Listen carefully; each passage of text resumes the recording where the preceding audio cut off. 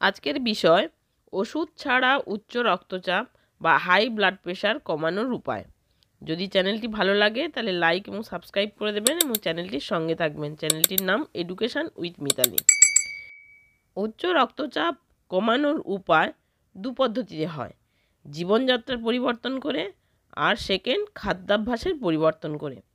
আমরা যে প্রাত্যহিক জীবন উপভোগ করি সেখানে কয়েকটি পরিবর্তন করেই এই হাই ব্লাড প্রেশার কমানো যায়।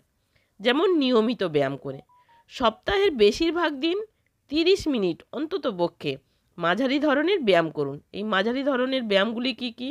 দ্রুত হাঁটা, সাইকেল চালানো, সাঁতার কাটা, এগুলি। আর সপ্তাহে 2বার স্ট্রেংথ ট্রেনিং করুন, যেগুলো জিমে করা হয়, যেমন ভারোত্তোলন, এই ধরনের।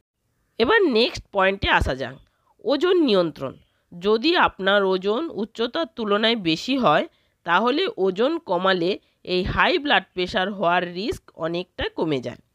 তাহলে এই হাই ব্লাড প্রেশার কেন হয় আমরা এর আগে পয়েন্টে বুঝে নিয়েছি। আমার আর একটি ভিডিও আছে, দেখে নেবেন যে কি কারণে হাই ব্লাড প্রেশার হয়ে থাকে অল্প বয়সে। আর এইগুলি না করলে যে কারণগুলো আছে ওগুলোই যদি আমরা না করি তাহলে কি হবে? তাহলে হাই ব্লাড প্রেশার কমবে। তাহলে আমরা হাইট ওয়েট নিয়ে একটু জেনে নিই।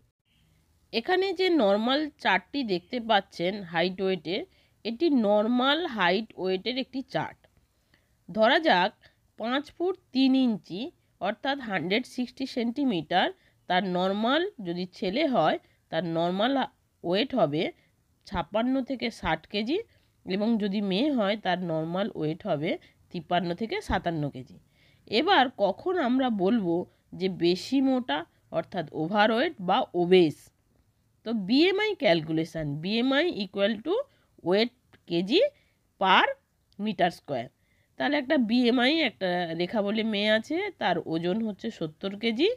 আর যদি এখানে 5 ফুট 3 ইঞ্চি ধরা হয় অর্থাৎ তার মিটারে যাবে 1.6 স্কোয়ার, তাহলে 70 ডিভাইডেড বাই 1.6 স্কোয়ার হচ্ছে 2.56, তাহলে তার 27 বেরোচ্ছে ফলাফল। তাহলে 27 কি ওভারওয়েট না ওবেস? এখানে লেখা আছে লাল কালিতে, দেখুন, ওভারওয়েট 25 টু 29.9 আর ওবেস মানে বেশি মোটা 30-এর বেশি, তাহলে এটা 27 পড়ছে, এটা ওভারওয়েট। নেক্সট পয়েন্টে আসা যাক। তাহলে পর্যাপ্ত পরিমাণ ঘুম প্রয়োজন। যদি পর্যাপ্ত পরিমাণ ঘুম হয় তাহলে এই হাই ব্লাড প্রেশার বা উচ্চ রক্তচাপ ওষুধ ছাড়াই কমে যায়। কেমন ঘুম? দিনে 2 ঘন্টা, রাতে 8 ঘন্টা। এবার যদি আপনি অফিসে কাজ করেন তাহলে কি দিনে ঘুমাতে পারবেন? পারবেন না।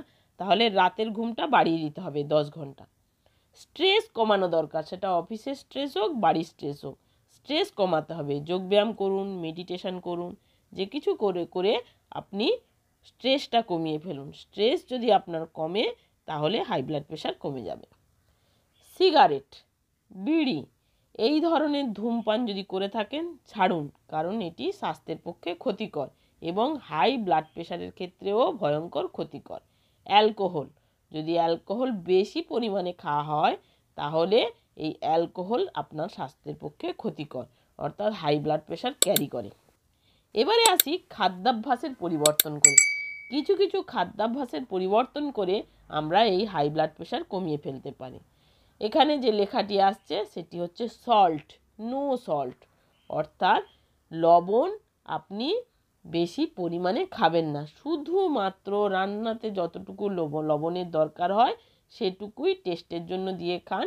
আর কাঁচা লবণ খাবেন না। তাই বলে ভেজে খাবেন না, কোনো লবণ এই জাতীয় খাবেন না, ভাজলেও খাবেন না।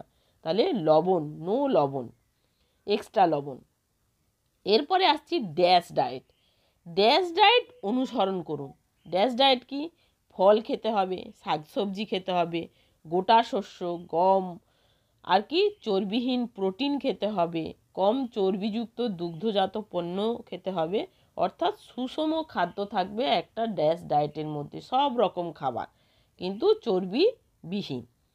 এরপরে আসছি স্যাচুরেটেড ফ্যাট বাদ দিন। স্যাচুরেটেড ফ্যাট এখানে ছবি দিয়ে বুঝিয়েছি যে স্যাচুরেটেড ফ্যাট কিসে কিসে আছে, যেমন প্রসেসড খাবারে আছে, রেড মিটে আছে, বাটারে আছে, এই আপনার ফাস্ট ফুডে রয়েছে, চকলেটে, আইসক্রিমে, নারকেলে, বাটারে, এইগুলোতে স্যাচুরেটেড ফ্যাট আছে। তাহলে স্যাচুরেটেড ফ্যাট আমাদের আসলে খুব ক্ষতি করে।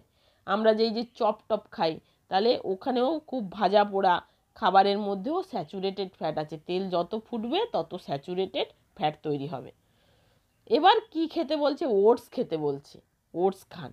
আর কি? কফি বাদ দিন, কফি খাবেন না। ডাব খান, ডাবের মধ্যে প্রচুর পরিমাণে পটাশিয়াম আছে।